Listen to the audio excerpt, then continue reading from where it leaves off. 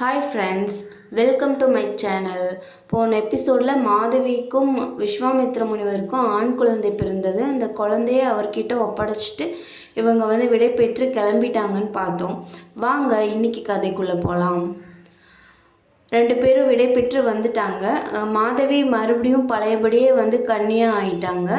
2 பேரும் பிரதிஷ்டா நகரத்தை நோக்கி போய்கிட்டு இருக்காங்க. சுமார் 5 வருட காலம் முன்னாடி இப்படி தான் இவங்களோட பயணத்தை இவங்க தொடங்கினாங்க. பிரதிஷ்டா நகரத்தில் இருந்து கிளம்புனாங்க. அப்போ இவங்களுக்கு ஒரு நம்பிக்கை இருந்தது.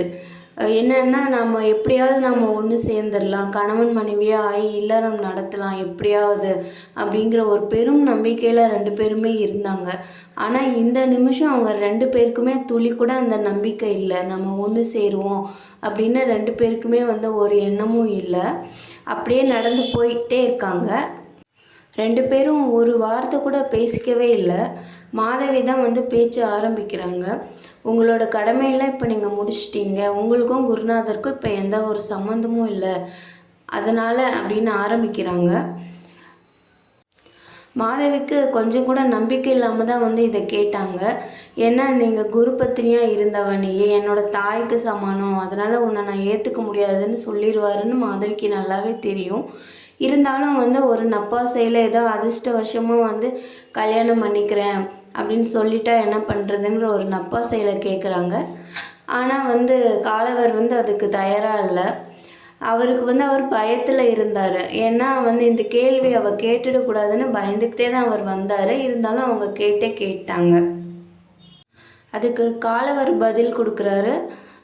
என்னோடய கஷ்டம் உனக்கு நல்லாவே தெரியும், நான் இப்போ எந்த சூழ்நிலையில் இருக்கேன்னு உனக்கு தெரியும். இதுக்கு நான் என் வாயிலே விளக்கம் கொடுக்கணும்னு நீ எதிர்பார்க்குறியா? நீ அன்னை ஸ்தானத்தில் உன்னை வச்சு பார்த்துட்டு இப்போ என்னால் மனைவியாக ஏற்றுக்க முடியாது அப்படின்னு அவர் மனசளவுலேயே மாதவியை விலக்கி வைக்க ஆரம்பிச்சிட்டாரு. அப்போ மாதவி கோபமாக கேட்குறாங்க, தாய் மகன் அப்படிங்கிற உறவில் இருந்துட்டு கணவன் மனைவி அப்படிங்கிற ஒரு உறவுக்குள்ளே வர முடியாதுன்னு சொல்கிறீங்க. சரி, நான் அந்த 3 அரசர்களை மணக்கும்போது நீங்கள் என்னை தங்கையாக நினச்சிருப்பீங்களே, அப்போ எப்படி அண்ணன் தங்கை அப்படிங்கிற உறவு கணவன் மனைவி உறவாக மாறுன்னு மட்டும் அப்போ மட்டும் எப்படி நினச்சிங்க அப்படின்னு ரொம்ப கோபமாக தான் கேட்குறாங்க. ஏன்னா மாதவிக்கு அவ்வளோ மன வலி இருக்குது. காலவன் சொன்னதை நம்பி தன்னோட உடலை கூட மற்ற மன்னர்களுக்கு கொடுத்து அவங்க அவ்வளோ பெரிய தியாகம் பண்ணாங்க. ஆனால் இப்போ அந்த காலவனே ஏற்றுக்க தயாராக இல்லை. அதை நினைக்கும் போது அவங்களுக்கு கோபம் வரத்தானே செய்யும்.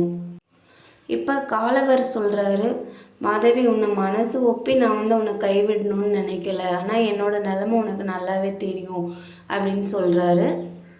இதுக்கு மாதவி பதில் எதுவும் கொடுக்கல. ஆனாலும் அவங்களுக்கு அவர் மேலே ஒரு கசப்பு வந்துடுது. இனிமே அவரே வந்தாலும் நம்ம ஏற்றுக்கக்கூடாது அப்படிங்கிற நிலைமைக்கு மாதவி போயிடுறாங்க. அப்படியே நாட்கள் உருண்டோடுது. அவங்க போய்கிட்டே இருக்காங்க. பிரதிஷ்டா நகரமும் அடையுது. அரண்மனைக்கு போய் யயாதி மன்னன் கிட்ட மாதவியை ஒப்படைச்சிட்டு அவருக்கு நன்றி தெரிவிச்சுட்டு காலவர் கிளம்பி போயிடுறாரு. இங்கே பிரதிஷ்டா நகரத்தில் யயாதி மன்னனுக்கு மகள் திரும்பி வந்ததில் ஒரே சந்தோஷம்.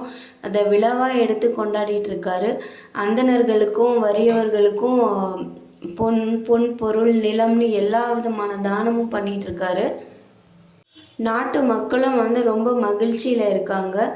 இளவரசி ஒரு மகத்தான காரியத்தை பண்ணிட்டு வெற்றியோடு திரும்பி வந்திருக்காங்க அப்படிங்கிற ஒரு களிப்பில் மக்கள் எல்லாருமே கொண்டாடிட்டு தான் இருக்காங்க. அந்த கொண்டாட்டம்லாம் முடிஞ்சதும் யயாதி மன்னன் மகளை பார்க்குறதுக்காக வராரு. ரொம்ப சந்தோஷமாக வராரு. மகள் தன்னோட பேச்சுக்கு கட்டுப்பட்டு எல்லாத்தையுமே நல்லபடியாக நிறைவேற்றிட்டு வந்திருக்கா அப்படின்னு நினச்சி ரொம்ப பெருமைப்படுறாரு மகள் மேலே. மாதவி ஒரு தெய்வ பிறவி தான். அவள் மங்கள ரூபிணி. எவ்வளோ பெரிய தியாகத்தை எனக்காகவும் இந்த அகிலத்துக்காகவும் அவள் பண்ணிட்டு வந்திருக்கா அப்படின்னு நினச்சி ரொம்ப புலங்காங்கிதம் அடைகிறாரு. நன்றி. அடுத்த எபிசோடில் சந்திக்கலாம்.